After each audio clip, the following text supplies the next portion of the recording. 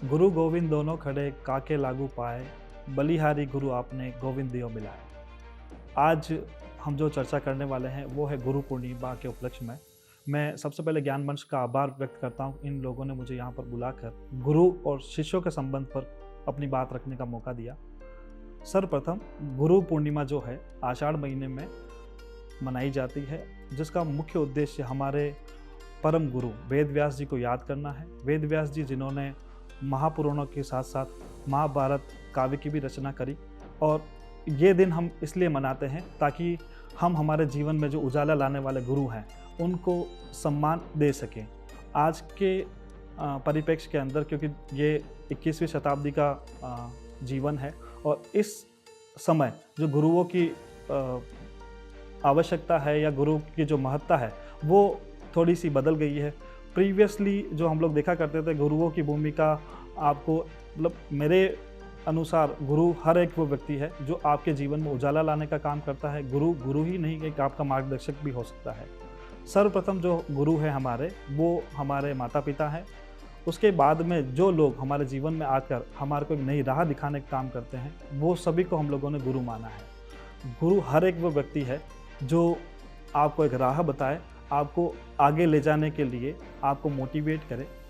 तो आज के जीवन में जो गुरुओं की जो भूमिका है वो पूरी की पूरी बदल गई है। आज के जो विद्यार्थी हैं, मैं बीइंग ए टीचर मैं एक चीज़ आपसे शेयर करना चाहता हूँ कि आज के जो गुरु हैं वो लर्निंग बाय डूइंग के कॉन्सेप्ट के माध्यम से बच्चों के साथ रहकर, बच्चों के दोस्त बनकर, बच्चों के हमदर्द बनकर उनको शिक्षा प्रदान करने का काम कर रहे हैं। जिस हिसाब से आधुनिकीकरण हुआ है उसके अंदर बहुत सारे एआई के टूल्स आजकल अवेलेबल है, यूट्यूब पे बहुत सारे वीडियोस अवेलेबल है, लेकिन जो गुरु की भूमिका है वो यहाँ ख़त्म नहीं होती। गुरुओं का काम क्या है? अपने एक्सपीरियंस के साथ में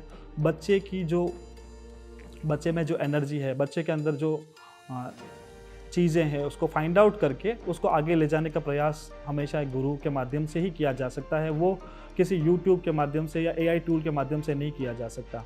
तो आज के कंसेप्ट के अंदर जो आज का परिदृश्य है उसके अंदर मैं आपको एक स्टोरी के माध्यम से बताना चाहता हूँ, जिस स्टोरी का शीर्षक है दीपक और लौ।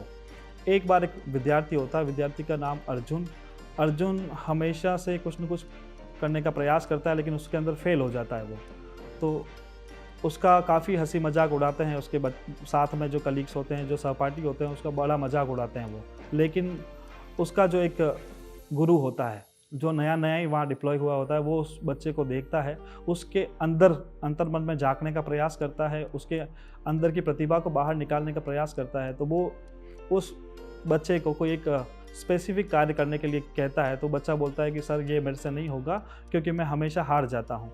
तो वो उनको दीपक का एक एग्जाम्पल देते हैं कि बच्चे जब हम लोग दीपक जलाते हैं तो दीपक कब तक जलता है? तो बच्चा प्रत्युत्तर देता है कि सर जब तक तेल होता है तब तक दीपक जलता है, बट तेल खत्म हो जाएगा तो दीपक बंद हो जाएगा। तो बोले अगर हवा आ गई तो? बोले कि सर हवा आ गई तो दीपक बुझ सकता है।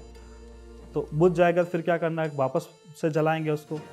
तो हमेशा इस कहानी से यही सीख मिलती है कि हमेशा हमको अपनी परेशानियों से, अपने जो हार है उससे भागना नहीं है, बार बार उसको जलाने का प्रयास करना है। जितनी बार दिया बुझता है वापस हम उसको जैसे जलाने का प्रयास करते हैं हमारे जीवन में, वैसे लो वापस से एनर्जिटाइज होती है। हम लोग आगे बढ़कर वापस निरंतर आगे बढ़ने का प्रयास कर पाते हैं।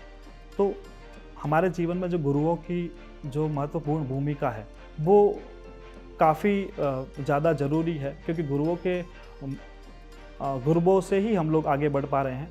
क्योंकि गुरु के बिना जो हमारी राह है वो बड़ी मुश्किल है। बिना एक मार्गदर्शक के लिए चलना ऐसा है जैसे कि एक आप अंधेरे कुएं के अंदर चल रहे हैं जहाँ पे आपको कोई राह बाहर निकलने की नहीं मिल रही है। तो आज के दिन सारे शिक्षकों से, मैं सारे गुरुओं से और सारे विद्यार्थियों से एक ही अपील करना चाहूँगा कि आज के दिन जिन जिन लोगों ने आपके जीवन में एक मार्गदर्शक बन के आपके जीवन की कठिनाई से आपको उबारा है, आपको नई राह प्रदान करने की कोशिश करी है, उन सभी लोगों को आप याद करें, क्योंकि बिना गुरुओं के जो आपका परिणाम है वो संभव नहीं है। हमारे जितने भी विद्यार्थी हैं उनको भी मैं गुरु पूर्णिमा की शुभकामनाएं देता हूं। साथ ही उदयपुर वासियों के साथ साथ पूरे राजस्थान, पूरे भारत को मैं गुरु पूर्णिमा की शुभकामनाएं देता हूं और ज्ञान मंच का हार्दिक आभार व्यक्त करता हूं। जय हिंद, जय भारत।